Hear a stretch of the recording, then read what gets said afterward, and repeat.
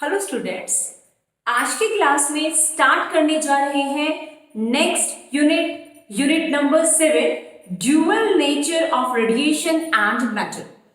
आज की क्लास में जो जो टॉपिक डिस्कस होंगे, अगेन मैंने बोर्ड के लेफ्ट में सारे के सारे टॉपिक्स को राइट किया है। कहने का मतलब कंप्लीट यूनिट को हम आज के इस क्लास के अंदर करने वाले हैं। और जो जो मैं आज आपसे डिस्कस करने वाली हूँ वो सारा आपके बोर्ड जो एग्जाम है जो अभी आपके होने वाले हैं उनसे रिलेटेड होगा। और साथ ही आपके कॉम्पिटिटिव एग्जाम में भी जो आपके क्वेश्चंस आते हैं इस चैप्टर से रिलेटेड उनको भी डिस्कस किया जाएगा। वो भी सारे डिस्कस होंगे आज की क्लास में। So let us start with our first topic, that is work function. Work function actually होता क्या है? What is the definition of work function? That is work function of a matter is the minimum energy required by an electron to just escape from the metal surface as so as to overcome the restraining force at the surface। Actually होता क्या है, जब किसी metal surface के ऊपर कोई light डाली जाती है, सो जो मेटल सरफेस होती है वो लाइट एनर्जी को एब्जॉर्ब कर लेती है और उसके बाद जो उसके अंदर इलेक्ट्रॉन होते हैं वो आपके फ्री होते हैं और वो आपके मूव करते हैं। लेकिन ऐसा नहीं है प्यारे बच्चों कि कोई भी मेटल पे किसी भी टाइप की फ्रीक्वेंसी की वेवलेंथ की लाइट को डाला जाएगा तो वो आपका फोटो इलेक्ट्रिक एमिशन को शो करेगा। सो उससे रिलेटेड है ये आपका कि मिनिमम एनर्जी तो आपको देनी ही पड़ेगी, क्योंकि हम क्लास में डिटेल में इसको डिस्कस कर चुके हैं। तो अगर किसी स्टूडेंट को इस टॉपिक या जितने भी ये टॉपिक है आपके डिटेल स्टडी करनी है तो मैंने इन पे अलग से अपना एक लेक्चर प्रिपेयर कर रखा है। सो आप वहां पे जाके इनको डिटेल में स्टडी कर सकते हैं। एक पीरियड में एक क्लास में कंप्लीट करने का मेरा मोटो है कि मैं आपको जो बिल्कुल एग्जाम के पॉइंट ऑफ व्यू से इंपॉर्टेंट है, 3 मार्क्स में आ सकता है, 2 मार्क्स में आ सकता है, उसके अकॉर्डिंग मैं आपको ये करवा रही हूँ। इस यूनिट में से मैं आपको बता दूं प्यारे बच्चों, 5 मार्क्स का आपका आएगा बोर्ड एग्जाम में, जो इसका ब्लूप्रिंट है उसके अकॉर्डिंग। कहने का मतलब कोई भी आपका बड़ा क्वेश्चन इस यूनिट से नहीं बनना। सो दैट मीन्स या तो 3 मार्क्स का, 2 का या 1 का ये आपके क्वेश्चन आने वाले हैं। तो ये जितने भी टॉपिक हैं इन सबको मैं मैक्सिमम 3 मार्क्स के अकॉर्डिंग आपके सामने डिटेल में आपको बताऊंगी कि सपोज ये 3 मार्क्स में आना है तो क्या क्या इसके बारे में राइट करके आए। ठीक है, 2 मार्क्स में आएगा, 1 मार्क्स में आएगा तो आप अपने अकॉर्डिंग उसको चेंज कर सकते हैं। सो दैट्स व्हाई अगर 3 मार्क्स में वर्क फंक्शन आता है तो नंबर 1 पे उसकी डेफिनेशन लिख के आ सकते हैं, नंबर 2 पे उसको डिटेल में लिख के आ सकते हो, like phi naught is the symbol for work function और इसका फर्दर फॉर्मूला होता है h nu naught. Nu naught is the threshold frequency, ये फ्रीक्वेंसी मैच की जाती है बेटा। और फर्दर अगर वेवलेंथ की फॉर्म में देखना चाहते हो तो hc by lambda naught. What is the unit of work function? That is electron volt. अब 2 आपके ऐसे मेटल्स हैं जिनका वर्क फंक्शन सबसे कम और सबसे हाईएस्ट होता है, लाइक सीजियम का सबसे लिस्ट होता है वर्क फंक्शन और वो कितना होता है, उसकी वैल्यू 2.14 इलेक्ट्रॉन वोल्ट। ऐसे प्लैटिनम का सबसे ज्यादा हाईएस्ट होता है वर्क फंक्शन 5.65 इलेक्ट्रॉन वोल्ट। बाकी का भी मेटल्स का आपकी बुक में डिस्कस कर रखा होगा तो इतना ज्यादा हमें रटने की रिक्वायरमेंट नहीं है, जस्ट आप लोवेस्ट और हाईएस्ट को अपने नॉलेज के लिए लर्न कर सकते हैं। नेक्स्ट इज, कई बार आ जाता है 1 या 2 मार्क्स में कि जो वर्क फंक्शन है किसी मेटल का वो किस किस चीज पे, किन किन फैक्टर्स पे डिपेंड करता है।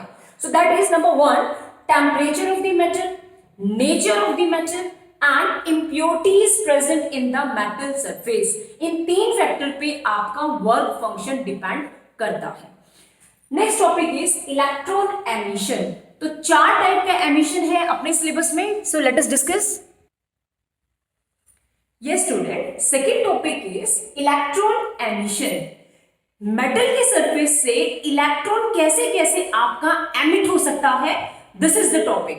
तो 4 आपके मेथड्स हैं जो अपने सिलेबस में डिस्कस हैं। Number 1, thermionic emission, photo electric emission. Number 2, number 3, field emission और cold cathode emission and fourth one is secondary emission.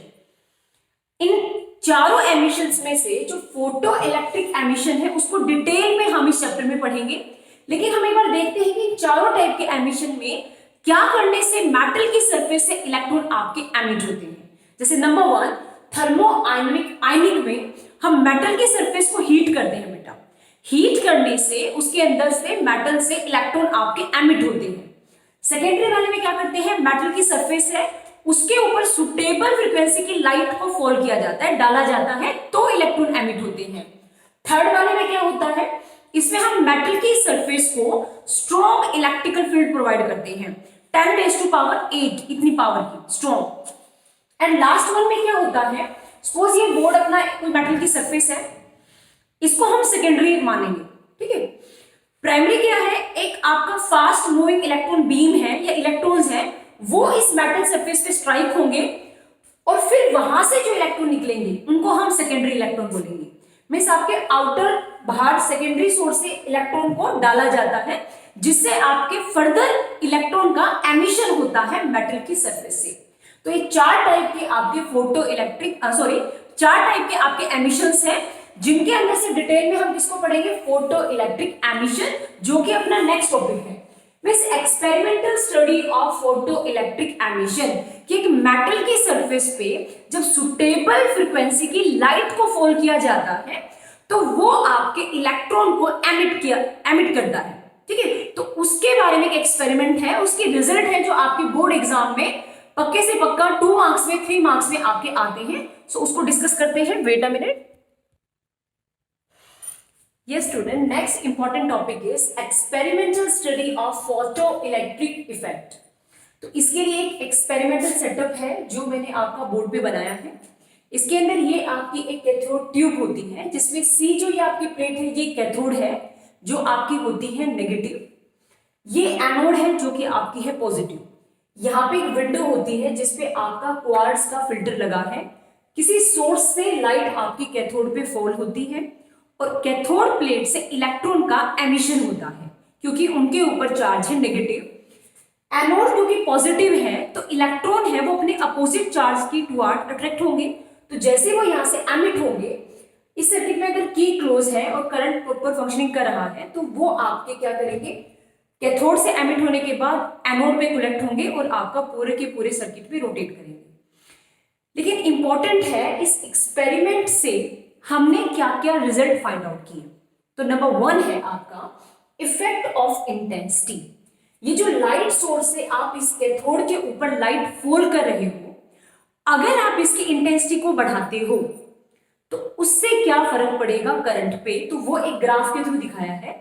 जैसे जैसे इंटेंसिटी लाइट की बढ़ेगी, करंट भी आपका, या मैं बोलूं तो गलत नहीं होगा, फोटो इलेक्ट्रॉनिक जो करंट है आपका वो भी लिनियरली आपका इंक्रीज होगा। ये ग्राफ ये शो करता है।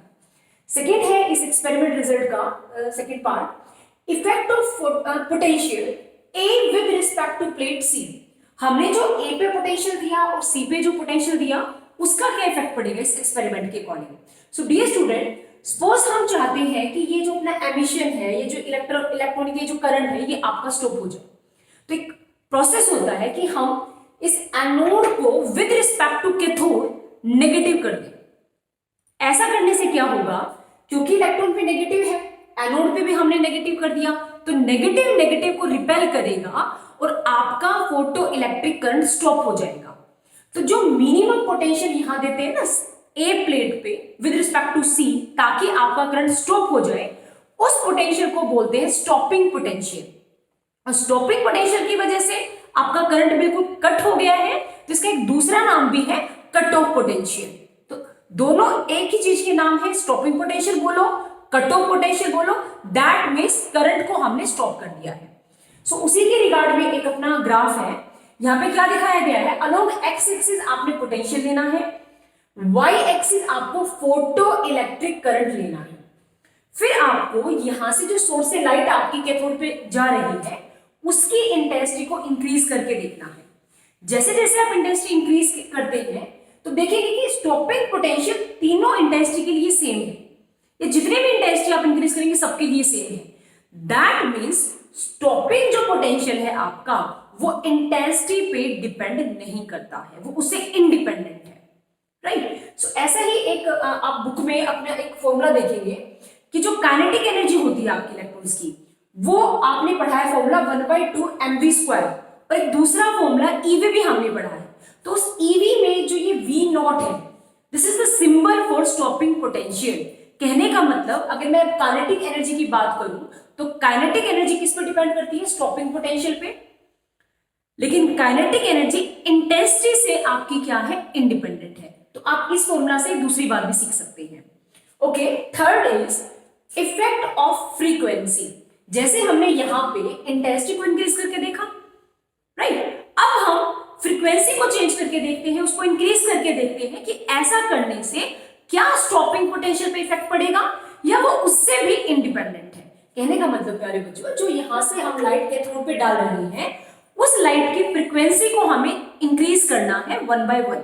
तो आप यहां देखिए इस ग्राफ से, जैसे जो फ्रीक्वेंसी है वो आपकी इंक्रीजिंग ऑर्डर में जब है तो आप देखें कि स्टॉपिंग पोटेंशियल भी आपका डिफर आ रहा है। इसका क्या मीनिंग है? इसका ये मीनिंग है कि आपका स्टॉपिंग पोटेंशियल फ्रीक्वेंसी पे डिपेंड कर रहा है।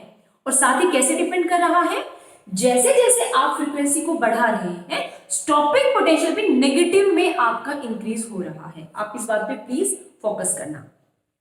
एंड लास्ट रिजल्ट इज, अगर आप ग्राफ प्लॉट करना चाहते हैं स्टॉपिंग पोटेंशियल और फ्रीक्वेंसी के बीच में, देखो यहां पे ग्राफ था पोटेंशियल और फोटो इलेक्ट्रिक करंट के बीच में और आपने डिफरेंट फ्रीक्वेंसी ली थी।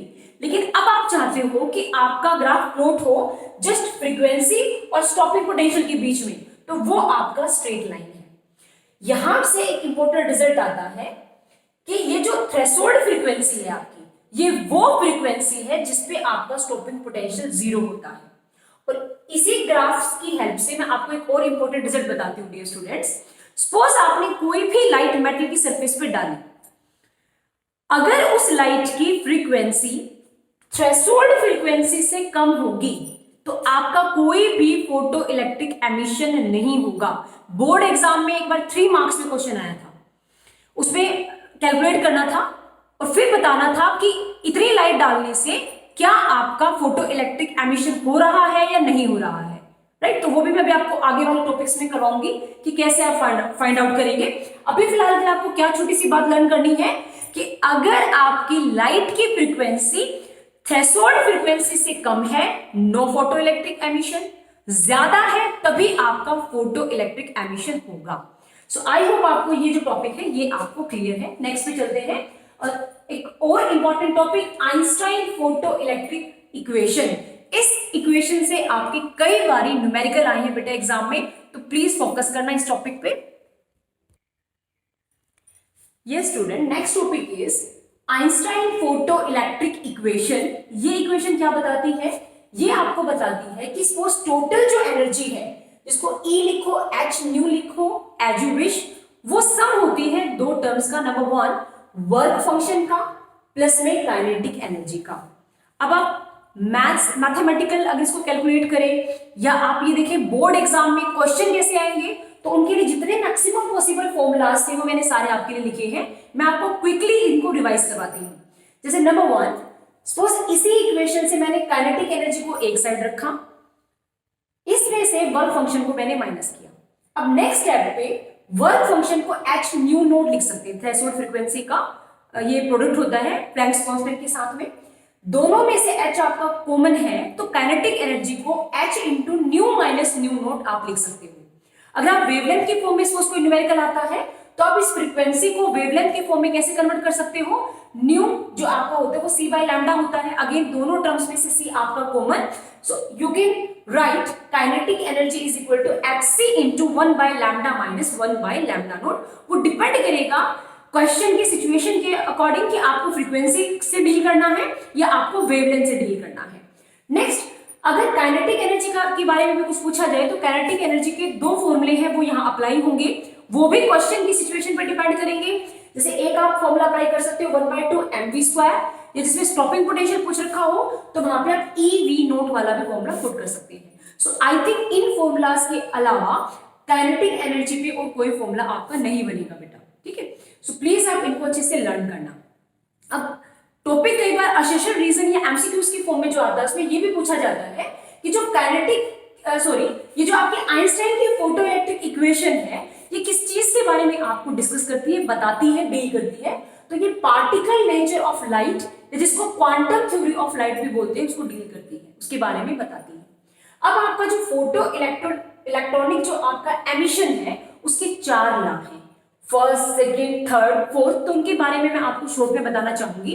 फर्स्ट लॉ आपको ये बताता है कि सपोज ये मेटल की सरफेस है, इसके ऊपर हमने लाइट को डाला, फॉल किया, so light is a form of photons, तो एक फोटोन से एक ही इलेक्ट्रॉन आपका इजिक्ट होगा, बाहर आएगा। इसका मतलब अगर आपने 10 फोटोन डाले हैं तो ठीक है, जरूरी नहीं है आपके कि 10 से 10 आए, लेकिन मैक्सिमम आपके 10 ही आ सकते हैं। ये नहीं है कि आपने 10 फोटोन डाले और आपको 11 इलेक्ट्रॉन आपको बाहर मिल रहे हैं, इजेक्ट होकर मिल रहे हैं, ऐसा नहीं होगा। इक्वल हो सकता है फोटोन के, या उससे थोड़ा लेस हो सकता है। ये आपका है first law, right. Second law में क्या बताया कि अगर आपकी जो फ्रीक्वेंसी है वो थ्रेशोल्ड फ्रीक्वेंसी से कम होगी, सेकेंड लॉ में, तो आप इस सिचुएशन से देखें, अगर ये आपकी कम होगी इससे, तो काइनेटिक एनर्जी आपकी नेगेटिव हो जाएगी, लेकिन एक्चुअल प्रैक्टिस में काइनेटिक एनर्जी कभी भी नेगेटिव नहीं होती। सो दैट मीन्स अगर आपकी फ्रीक्वेंसी, लाइट की फ्रीक्वेंसी थ्रेशोल्ड फ्रीक्वेंसी से कम है तो आपका फोटो इलेक्ट्रॉनिक एमिशन नहीं होगा। ये आपका सेकेंड लॉ बताता है। थर्ड लॉ में क्या है, इसका रिवर्स कर देना, मीन्स अगर आपकी जो फ्रीक्वेंसी है वो ज्यादा है थ्रेशोल्ड से, तब आपका एमिशन होगा। ये आपका बताता है third law of photo electric emission. Fourth law में क्या है, फोर्थ लॉ में ये बताया जाता है बेटा, जैसे एक फोटोन आपकी मेटल सरफेस पे स्ट्राइक होता है तो वो आपका एनर्जी का, मोमेंटम का ट्रांसफर करता है, मैटर आपका एनर्जी को एब्जॉर्ब करता है और इलेक्ट्रॉन को एमिट करता है। लेकिन ये जो प्रोसेस है कंप्लीट, इसमें बहुत कम टाइम लगता है, 10⁻⁻⁹ सेकेंड, इतना कम, मीन्स नो टाइम लेग, आपकी लाइट फॉल हुई और इलेक्ट्रॉन एमिट हुई, मतलब इतना स्पीडली काम होता है। सो ये सारी बातें किसने बताई है, फोर्थ लॉ ने, कि जितना आप नंबर बढ़ाते जाएंगे, फोटोन्स का इंटेंसिटी को बढ़ाते जाएंगे, उतना आपका करंट बढ़ता जाएगा, फोटो इलेक्ट्रिक जो करंट है आपका। सो ये सारा का सारा किसमें डिस्कस है, फोर्थ लॉ के अंदर। सो आई होप आपको ये टॉपिक क्लियर है। Next topic is relation between, yes, जैसा कि मैंने आपको बताया कि आपके यहाँ वाले जो ये आपकी कंप्लीट यूनिट है, इसमें आपके छोटे छोटे न्यूमेरिकल्स आने के चांसेस है, रिलेशंस आने के चांसेस है। तो न्यूमेरिकल में बच्चे थोड़े वीक होते हैं, उनका न्यूमेरिकल पोर्शन स्ट्रॉन्ग करने के लिए आप जितने भी एक चैप्टर, एक यूनिट में आपके फॉर्मूले हैं, उन सबको अच्छे से लर्न करें। और मेरी आपसे रिक्वेस्ट है, जो भी इस वीडियो को देख रहा है, कि आप प्लीज और प्लीज इनके ऐसे ही शॉर्ट नोट्स बनाएं बेटा, और एग्जाम टाइम में आप इसको क्विकली 10 या 5 मिनट में ही रिवाइज कर सकते हैं कंप्लीट यूनिट को, अगर आपके पास ऑलरेडी नोट्स प्रिपेयर्ड होंगे तो, जब आपके बोर्ड एग्जाम होंगे। सो नेक्स्ट जो टॉपिक है वो भी मेरा आपका न्यूमेरिकल बेस ही है, कि न्यूमेरिकल में कई बार रिलेशन पूछा जाता है, या आपको कोई सिचुएशन ऐसी दे दी जाती है जिसमें आपको कोई फॉर्मूला पुट करना होता है, तो उसके लिए इंपॉर्टेंट है नेक्स्ट टॉपिक। सो बेटा मेरे, ये student, next topic is relation between cutoff potential, frequency of incident photon, threshold frequency या wavelength। ये सेम टॉपिक अभी हम आइंस्टाइन के रिलेशन में डिटेल में करके आए हैं, वो सेम एज इट इज है, मैंने इसको दोबारा लिखा है, लाइक काइनेटिक एनर्जी को हम h nu minus nu naught, sorry phi naught लिख सकते हैं वर्क फंक्शन की फॉर्म में। तो आप यहां से देखें v नोट, ये आपका स्टॉपिंग पोटेंशियल है, ये आपकी थ्रेशोल्ड फ्रीक्वेंसी है। इसी को अगर आप थ्रेशोल्ड वेवलेंथ के फॉर्म में लिखना चाहते हैं तो आप यहाँ पे फ्रीक्वेंसी को c/λ की फॉर्म में चेंज करें, तो ये आपके पास स्टॉपिंग पोटेंशियल है, ये आपके पास थ्रेशोल्ड वेवलेंथ है। तो इस टाइप से आप ये रिलेशन निकाल के अपने न्यूमेरिकल्स में इसको कर सकते हैं। नेक्स्ट टॉपिक है डिटर्मिनेशन ऑफ प्लैंक्स कांस्टेंट और work function of a metal. कैसे प्लैंक्स कांस्टेंट निकाले जो कि कांस्टेंट होता है, और वर्क फंक्शन कैसे फाइंड आउट करें किसी भी मेटल का। तो आपको अगर ये ग्राफ ध्यान है जो फ्रीक्वेंसी और स्टॉपिंग पोटेंशियल के वर्सेस है, ये हमने डिस्कस किया था अपने थर्ड वाले टॉपिक के अंदर, ठीक है। तो यहाँ पे सपोज ये आपकी कोई ट्रायंगल है, ये एंगल आपके पास थीटा है, ट्रायंगल की ये वाली साइड आपके पास डेल वी नोट है, ये वाली साइड डेल न्यू है जो कि आपका चेंज इन फ्रीक्वेंसी है। अब again kinetic energy will equal to h nu minus phi naught, kinetic energy को e v नोट लिख सकते हो स्टॉपिंग पोटेंशियल की फॉर्म में, और ये आपके पास as it is. Next step में इस e को आप दोनों के डिवाइड में लेके जाओ, तो अगर इसको आप स्ट्रेट लाइन की इक्वेशन से जो मैथ्स में होती है y equal to mx plus c, यहाँ पे आपका ग्राफ y और x के बीच में प्लॉट होता है, m आपका स्लोप होता है और c आपका इंटरसेप्ट होता है। तो अगर कंपेयर करें तो यहाँ अपना ग्राफ किस के बीच में है, स्टॉपिंग पोटेंशियल और फ्रीक्वेंसी के बीच में। तो तो h by E, yes check करें क्या ये आपके पास स्लोप नहीं है ग्राफ का, और minus phi not by E ये आपके पास है इंटरसेप्ट। तो इसको आप टेली कर सकते हैं ग्राफिकली। आप ग्राफ से टेंजेंट थीटा निकालें, पंडित बद्री प्रसाद हर हर बोले सोना चांदी तोले, ये फॉर्मूला अप्लाई करें, टेंजेंट देखिए तो आपके पास अगेन h बाई ई आएगा, जो कि क्या है इस ट्रायंगल के according del V naught upon del nu mean slope of the straight line.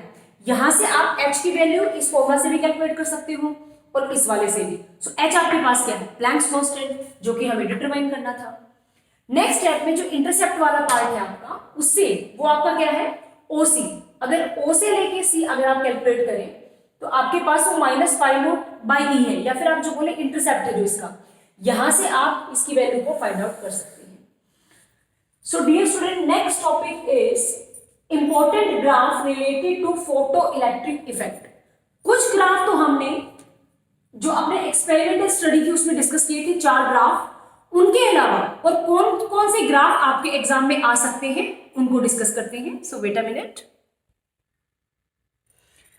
ये स्टूडेंट, जैसा कि मैंने आपको पहले भी बताया कि जो इंपॉर्टेंट ग्राफ्स हैं आपके, वो आपके 7 और 8 हैं। थर्ड टॉपिक के अंदर हम आपके 4 ग्राफ डिस्कस कर चुके हैं, उनके अलावा जो जो ग्राफ हैं उनको मैंने आपके लिए ड्रॉ किया है। सो लेट अस डिस्कस। फर्स्ट जो ग्राफ है आपका, वो आपका फ्रीक्वेंसी और आपके करंट के बीच में है। सो आप चेक करें कि आप फ्रीक्वेंसी जब इंक्रीज कर रहे हो तो करंट आपका कांस्टेंट है, मींस आपका जो करंट है वो फ्रीक्वेंसी पे डिपेंड नहीं करता। लेकिन स्टार्टिंग में ये जो फ्रीक्वेंसी थ्रेशोल्ड फ्रीक्वेंसी, वो कंडीशन तो फुलफिल होनी ही चाहिए। जैसे एक बार अगर आपने जो लाइट फॉल की है उसकी फ्रीक्वेंसी थ्रेशोल्ड से मैच करती है या उससे ज्यादा है, तभी आपका करंट इंक्रीज होगा, लेकिन उसके बाद वो क्या हो जाएगा, वो आपका कांस्टेंट होगा। तो प्लीज आप इस पे ध्यान देना। नेक्स्ट आपकी स्टॉपिंग पोटेंशियल और इंटेंसिटी की वर्सेस है। वहां पे भी हमने ग्राफ था देखा था, डिस्कस किया था, लेकिन वो आपका पोटेंशियल और आपका फोटो इलेक्ट्रिक करंट के बीच में था, जहां पे हमने शो किया था कि जो इंटेंसिटी है उसकी इंक्रीज डिक्रीज करने से स्टॉपिंग पोटेंशियल पे कोई इफेक्ट नहीं पड़ता। लेकिन कई बार एग्जाम में डायरेक्ट ही पूछा जाता है कि आप स्टॉपिंग पोटेंशियल और इंटेंसिटी की वर्सेस ग्राफ प्लॉट करके दिखाएं। 1 मार्क्स में, हाफ मार्क्स में पूछा जा सकता है, तो वो आप ऐसे स्ट्रेट लाइन के थ्रू दिखा सकते हैं। That means stopping potential is independent of the intensity. Next आपका ग्राफ है वो टाइम के बीच में और आपके करंट के बीच में है। सो आप ये देखें कि टाइम के साथ में आपका करंट सैचुरेट हो जाएगा, लेकिन स्टार्टिंग में वो आपका इंक्रीज होगा। जब आपके पास टाइम 10 की पावर -9 सेकेंड हो जाएगी, उसके बाद आपका जो करंट है वो आपका लीनियरली इंक्रीज करेगा, मींस आपका वही टाइप से कांस्टेंट हो जाएगा, आप ये भी बोल सकते हो। लास्ट वाला ग्राफ है, ये हम वैसे तो डिस्कस कर चुके हैं आपने 4 ग्राफ में, लेकिन मैंने यहाँ पे आपको 3 डिफरेंट मेटल्स का दिखाया है कि सेपरेट मेटल के लिए अगर आप फ्रीक्वेंसी को इंक्रीज करते हो तो स्टॉपिंग पोटेंशियल कैसे आपका लीनियरली या नॉन लीनियरली वेरी करता है।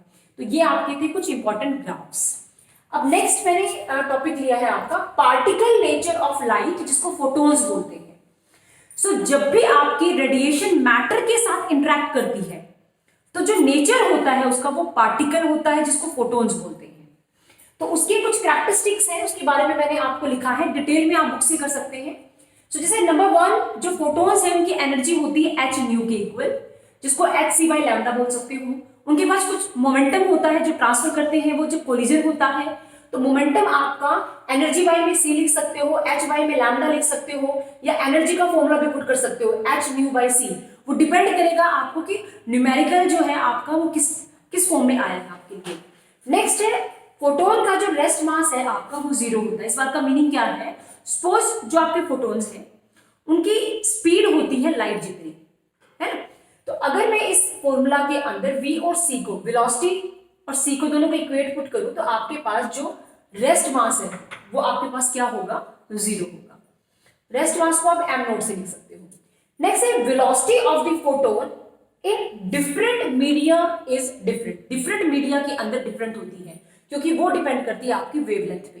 तो वो जब आपकी एक मीडियम से दूसरे मीडियम में जाएगी लाइट फोटोन्स, तो उनकी वेवलेंथ चेंज होती है। नेक्स्ट है स्पीड ऑफ लाइट। फोटोन्स की जो स्पीड होती है वो लाइट जितनी होती है, दैट इज 3 × 10 की पावर 8। नेक्स्ट कई बार पावर पे भी न्यूमेरिकल आता है फोटोन के केस में, तो आप ये प्लीज लर्न करें। पावर को हम एनर्जी अपॉन टाइम लिख सकते हैं। एनर्जी को h न्यू, अगर टाइम आपका 1 सेकेंड है और ये n नंबर ऑफ आपके फोटोन्स के लिए है, तो आपके पास फॉर्मूला h न्यू और n, आप इसकी मल्टीप्लिकेशन कर सकते हो पावर निकालने के लिए। नेक्स्ट है जब फोटोन इलेक्ट्रॉन का कोलिजन होता है, जब एक मेटल सरफेस के साथ में एक मैटर के जो इलेक्ट्रॉन है उनके साथ में फोटोन्स का जब इंटरेक्शन होता है आपका, तो उस टाइम पे ध्यान से सुने, एनर्जी और मोमेंटम का ट्रांसफर होता है। अब जो एनर्जी है आपकी और मोमेंटम है वो रहते हैं कंजर्व, लेकिन नंबर ऑफ फोटोन जो होंगे आपके वो इस केस में आपके कंजर्व नहीं होते, ये बात का ध्यान रखिए आप। नेक्स्ट है फ्रीक्वेंसी नॉट चेंज, मतलब जब आपकी कोई भी फोटोन एक मीडियम से दूसरे मीडियम में जाएगा, जैसे वेलोसिटी चेंज हो रही थी, तो फ्रीक्वेंसी उसकी चेंज नहीं होगी। क्यों? क्योंकि फ्रीक्वेंसी आपकी डिपेंड करती है कलर पे। क्या आपने कभी भी देखा है कि सपोज आपकी रेड लाइट आपकी आ रही है, वो ग्लास में से पास हुई तो येलो में कन्वर्ट होगी या ब्लू में कन्वर्ट होगी? ऐसा नहीं होता, वो जस्ट अपने पाथ से डाइवर्ट होती है, बट उसका जो मेन फीचर है, जो की फ्रीक्वेंसी है, वो उसकी सेम रहती है। सो आई होप आपको ये यहाँ तक टॉपिक क्लियर है। अब लास्ट में एक टॉपिक अपना रहता है डी ब्रोगली, जो आपका हाइपोथेसिस है, वो इंपॉर्टेंट टॉपिक है, आपको 3 मार्क्स में एग्जाम में आ सकता है। डियर स्टूडेंट, इस वाले यूनिट में से सीबीएसई ने इस साल आपका जो डेविसर जर्मन का जो एक्सपेरिमेंट था, जिसमें हम वेव नेचर शो करते थे, वो डिलीट हो चुका है। तो उससे रिलेटेड एक थ्योरी थी, फेल्योर करके था एक टॉपिक, वो भी आपको नहीं करना है। सो उसके अलावा जितने भी टॉपिक है वो मैंने सारे आपको बोर्ड पे लिखे हैं। सो लास्ट टॉपिक डिस्कस करते हैं, that is de Broglie hypothesis. Yes student, last topic of today's class is de Broglie duality hypothesis.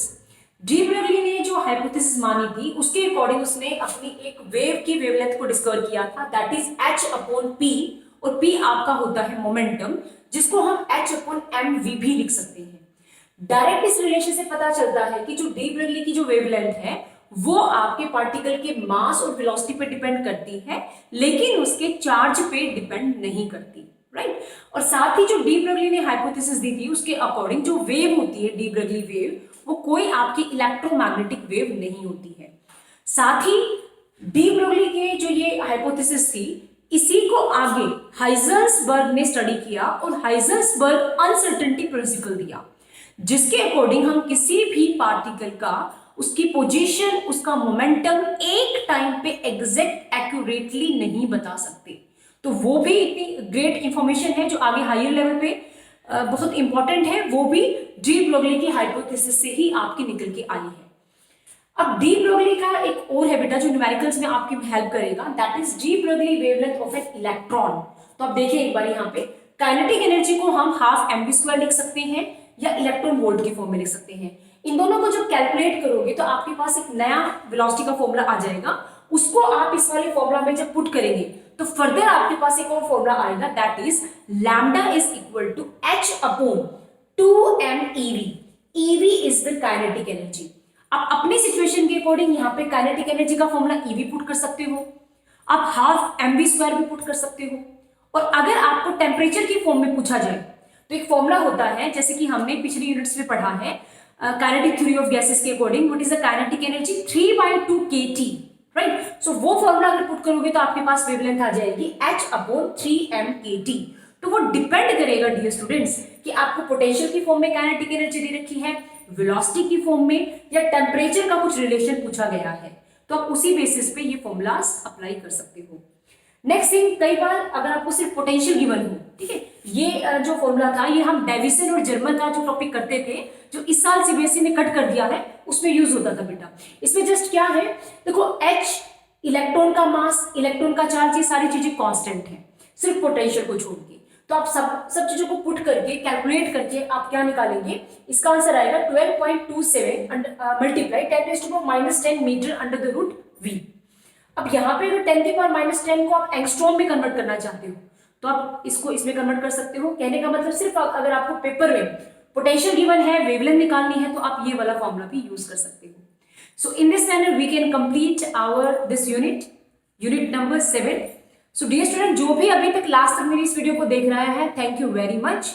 आपसे मेरी रिक्वेस्ट है कि आप प्लीज इस वीडियो को देख के शॉर्ट नोट्स बना ले, चैनल को सब्सक्राइब कीजिए, क्योंकि जैसे ही एक बार ये सारे टॉपिक आपके कंप्लीट होते हैं अभी 2 अपनी और यूनिट बचती हैं, एटम एंड न्यूक्लियाई, और लास्ट में सेमीकंडक्टर जो आपकी फिजिक्स है वो वाला।